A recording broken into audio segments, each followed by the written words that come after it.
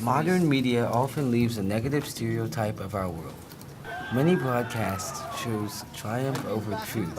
However, one man is trying to make a difference. This is Jonathan Blease. Mr. Blease has worked in the media business for over 25 years. His work includes producing broadcasts for the BBC, NPR, and PBS. Today we have the privilege of speaking with Mr. Jonathan Blease. Welcome. Thank you, Kobi. I'd like to start by letting you talk about your background and what you've done in your career of photography. Well, my career in broadcasting started as a teenager when I started taking photographs and writing, and then continued after I left school to writing freelance for newspapers in Europe, and then in Northern California, and then a stint in Central America and Southern Africa.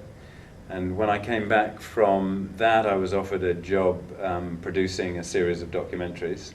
So that way I got into visual media. And from there, a few years later, I was offered a job presenting and producing a weekly program for a PBS affiliate, NPR PBS affiliate in America.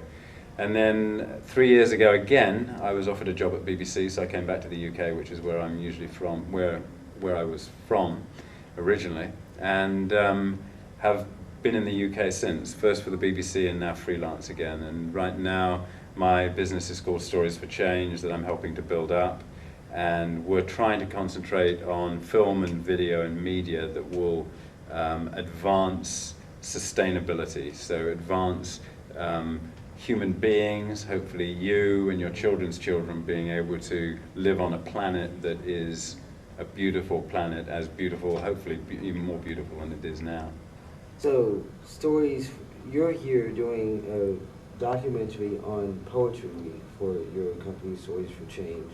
So do you want to say a bit about that? Yeah, I'm actually doing the documentary for the Poetry Week here, the Poetry Spring Fling at ASD. Was really on invitation of an old friend of mine, Deborah Somerville, who's one of the teachers here. And she helped set up the Poetry Spring Fling about 4 years ago, and had written to me back in January and said, might you have a couple of weeks to come and shoot a documentary if it's approved by admin here? And I said, sure. And so we put together a sort of little plan to both come and shoot a documentary and then try and give students here a chance to gain a bit of experience while I was here.